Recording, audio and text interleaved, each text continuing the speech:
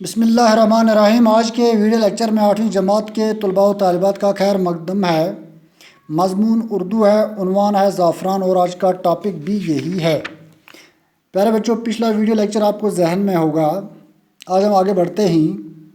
زعفران کی کاشت ایک مستقل فن ہے، اس کی کاشت ایک مستقل ہنر ہے، یعنی جس کے پاس زعفران کی کاشت کا ہنر نہ ہو وہ اس کی کاشت نہیں کر سکتا ہے۔ اس کے لیے سخت محنت درکار ہوتی ہے۔ اس کی کاشت کے لیے خاص قسم کی ڈھلوان زمین درکار ہے۔ اس کی کاشت کے لیے، زعفران کی کاشت کے لیے وہ زمین درکار ہے جو سلوپ میں ہو، یعنی اترائی میں ہو۔ ڈھلوان اترائی کو کہتے ہیں۔ دوسرے الفاظ میں جو زمین سلوپ شکل میں ہو، اس زمین میں زعفران کی کاشت ہو سکتی ہے۔ جولائی اور اگست میں بیج کے بلب سے مراد ہے بیج کا وہ دانہ یا گٹھلی جس سے پودا پیدا ہوتا ہے۔ جولائی اور اگست میں بیج کے بلب ڈالے جاتے ہیں۔ ایک بار ڈالنے کے بعد قریباً 14 برس تک اس پر زیادہ محنت کی ضرورت نہیں ہوتی۔ ایک بار محنت کرنے کے بعد، بیج ڈالنے کے بعد 14 برس تک زیادہ محنت اس پر نہیں کرنی ہوتی ہے، یہ یاد رکھنا چاہیے۔ اکتوبر میں پھول نکل آتے ہیں، پھر ایک خوبصورت باغ ہماری نگاہوں کے سامنے ہوتا ہے۔ دھوپ میں زعفران کے پھول چن کر سکھائے جاتے ہیں۔ جب دھوپ ہوتی ہے اس کے پھول چنے جاتے ہیں اور پھر سکھائے جاتے ہیں، اور پھر مختلف قسم کے زعفران تیار ہو جاتے ہیں۔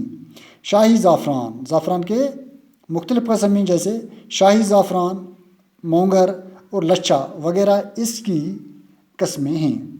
ہندوستان میں ہر قسم کے زعفران کی مانگ ہے، چاہے شاہی زعفران ہو، مونگر ہو، لچھا ہو۔ ہندوستان میں ہر ایک قسم کے زعفران کی ڈیمانڈ ہے۔ بڑھتی ہوئی اس مانگ کی وجہ سے کشمیری زعفران کی تجارت بڑھتی جا رہی ہے۔ یہی وجہ ہے کشمیر میں جو زعفران کی تجارت ہے اس کو بڑھاوا ملا ہے، نیشنل لیول پر اس کی ڈیمانڈ ہے۔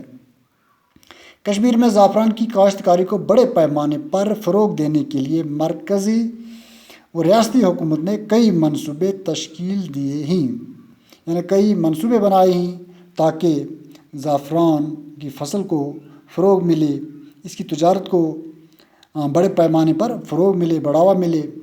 اور ایک طویل منصوبہ نیشنل زعفران مشن کے تحت ہاتھ میں لیا ہے۔ امید ہے کہ جدید سائنسی طریقوں سے بھی کاشت کرنے کی کوشش کی جائے گی۔ سائنس کے جو نت نئے طریقے ہیں، ٹیکنالوجی کا استعمال یا معیاری کھادوں کا استعمال یا ان چیزوں کا استعمال بھی عمل میں لایا جائے گا، جس کی وجہ سے زعفران میں ایک نکھار پیدا ہوگا۔ اور کالی داس نے اپنی نظموں میں زعفران کے حسن کو جس خوبصورتی سے بیان کیا ہے، اس کی اصلی خوشبو تمام دنیا میں پھیل جائے گی۔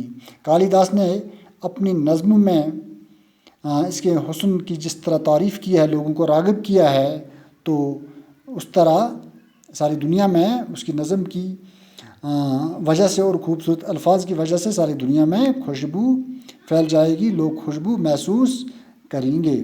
پیارے بچوں، آج کے لیے اتنا ہی۔ کچھ لفظ معنی یہاں پہ ہی۔ ڈھلوان، اس کے معنی اترائی، اور بیج کا بلب وہ دانہ یا گٹھلی ہے جس سے پودا پیدا ہوتا ہے۔ ہوم ورک کے لیے صرف 5 الفاظ آپ کو اس پیرا سے نکال کر اپنے جملوں میں یا اپنے لفظوں میں استعمال کر کے واٹس ایپ تھرو آپ سینڈ کر سکتے ہیں۔ آج کے لیے اتنا ہی۔ آپ لوگوں کا بہت بہت شکریہ۔